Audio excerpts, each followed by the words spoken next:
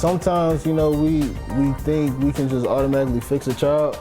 And I think with myself, I learned that I can't help every child, but I can definitely plant a seed in every child, And at that point, it's up to that kid or it's up to that village to help it grow. At the end of the day, you can get to the mountaintop and everything. You still gotta go back down the valley. You gotta keep building right back up to get to the next level. You know what I'm saying?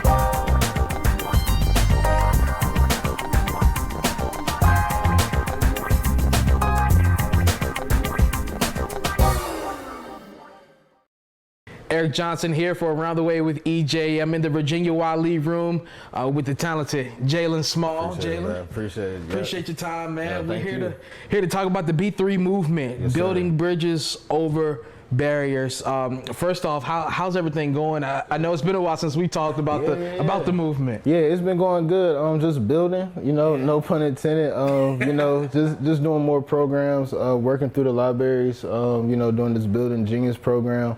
Then also, just playing in tournaments like, the basketball tournament we got coming up and the golf tournament. So, yeah, just continue trying to push that envelope, trying to push the envelope while also helping the kids in the community at the end of the day.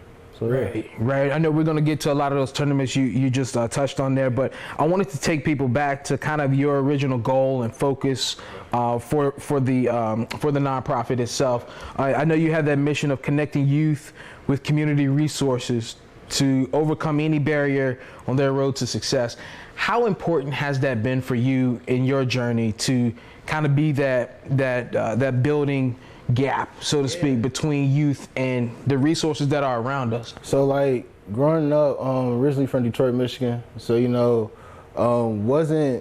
always say, we didn't have everything, but we didn't need anything as well, you know what I mean? So I was definitely blessed to have my mom, my dad ran a nonprofit, and all that to say, he kind of showed me that, saying, it takes a village basically to raise a child at the end of the day. And so why not be the person to help that village? Why not be the person to help connect these kids to the resources? So that's why, we've been doing programs at the library to bring them this way. We got this beautiful Virginia Wiley room at Gainesboro, and it's also an area where they can learn their history as well, So more so just trying to kill two birds with one stone at the end of the day. If I can provide the resource while also give the service, I feel like I'm doing my job in the community.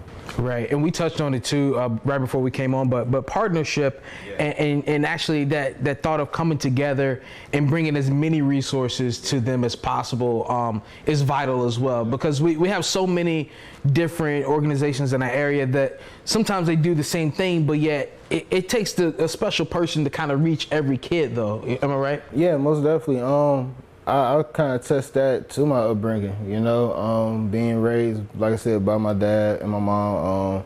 He had a nonprofit where he was helping youth as well, and he kind of showed me if I can keep connecting these different resources, I don't have to be the only one. It doesn't have to be just a Building Bridges program, It could be building bridge over barrier with the library. It could be with, Parks and Rec. It can be with Colt Records that we got coming up. So, just getting all those different avenues to help the kids to more so to know their limitation is not just Roanoke at the end of the day. They see everybody from these different walks of life.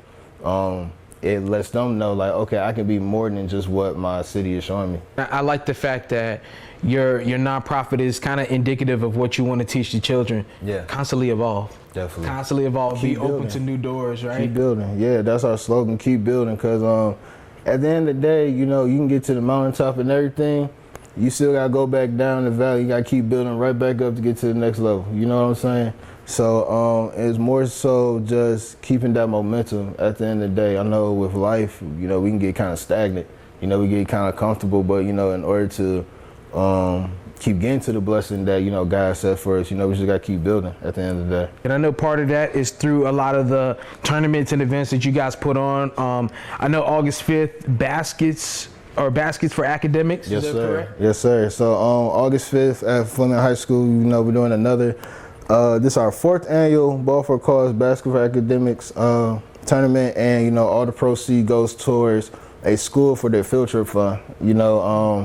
One of the things we believe in is you can get a lot in the schools, but you can also get so much more outside of it. So why not help fund those programs to help those kids at the end of the day?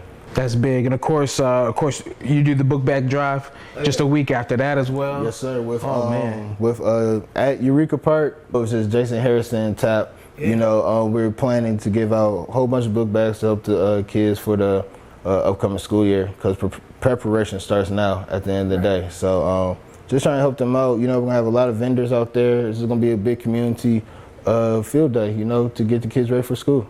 Absolutely. Have you figured out or found out through your time that this is only maybe just one way to reach kids is kind of through the sports deal? Because so not all are interested in it, but there's a majority of the folks around, and especially kids that are. So can you kind of not necessarily hook them that way, but kind of present it to them in that manner? Definitely. Yeah. Because I feel sports teaches about life. At the end of the day, no matter what sport you play, there's wins and losses. But after the loss, you got to build up. At the end of the day, you got to keep building. You got to prepare yourself for that next level. And so, I feel with sports, it just kind of helps us bring the kids up. It helps bring them with their development. Teach leadership skills, teach them how to work with other people as well. Which that they can use in the workforce. And yeah, so that's one of our major things. We use that with mental health and education. So trying to put all three together. You get different avenues and you touch in different spots of the development for the kid too. Yeah. So I know you speak to a lot of kids on different types of bases and at different areas of the city as well. What's I guess if you can kind of paint that picture, the general mood of the typical student these days here in our area, what would you say that is, or are they wanting or longing for something that's not there, or is it there but they just haven't found it? I feel like they're wanting for it, just more so not knowing how to communicate it.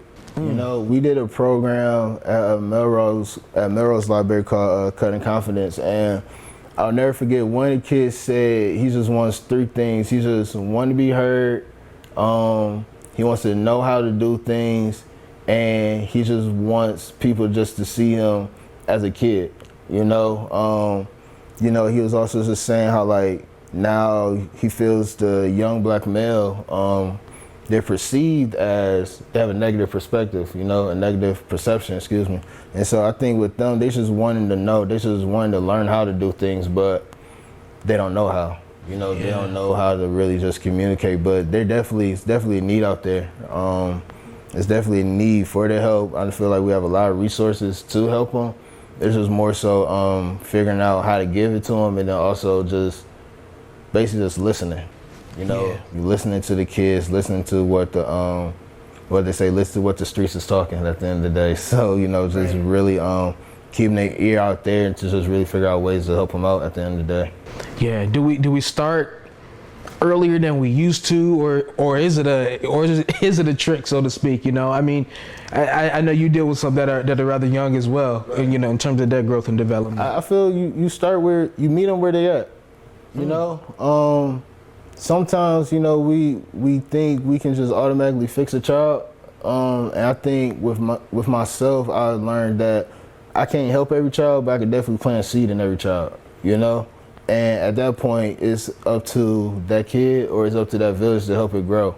So I feel like you more so kind of just meet them where they at, because let's just say, for example, you're trying to help like a 14-year-old, you can't approach it like an 8-year-old, So you just listen to where they're at the end of the day, and then see where they want to go. Don't try to force nothing on them. I feel like that's another thing. We trying to force this picture on them, but at the end of the day, it's just like, you tell me where you want to go and I'll help you get there. As long as it's positive and, you start staring off, we can find other people to help you get in the right direction. So just basically meet them where they at the end of the day. When we talk in about 5 or 10 years again, what's your ultimate goal for B3 movement, and what do you want to see come out of this thing the most? Not to sound cliche, but to impact as many kids as I can, bro. you know, like you said, we was talking a little bit earlier, if we get to a point where there's so many programs powered by B3 and, you know, we're helping so many kids, that means we're planting seeds at the end of the day. So the more kids we help, you know, of course we want to go at a bigger level, you know, of course go more places in Roanoke, eventually, like, you know, the nation, you know, hopefully the world at one point. Yeah. But you know, it's just more so impacting as many people that God has me set to impact at the end of the day. As long as I'm doing God's work, you know, just falling in love with the journey that He set for me, I'm gonna be smooth at the end of the day. So yeah. I love it, man. Don't forget August 5th, Baskets for Academics. August 12th, the book bag drive, and then of course you got the golf event. I forgot about that coming up in October as well. Oh yeah, definitely. October 14th, Joyful Givers Drive for Kids golf tournament. Raising proceeds to help the kids to do more programming at the end of the day, because that's all we're trying to do. Right. We're just trying to do keep doing programs at a consistent high level to impact as many kids as we can. So come on out for that. All information is on social media, B3 Movement, Building Bridges Over Barriers. And yeah, man, thank you, bro. It's dope. That's dope. Jalen Small, man, we appreciate everything you do in the community, man. Thank you, man. We appreciate it. Thank you, bro. Appreciate you.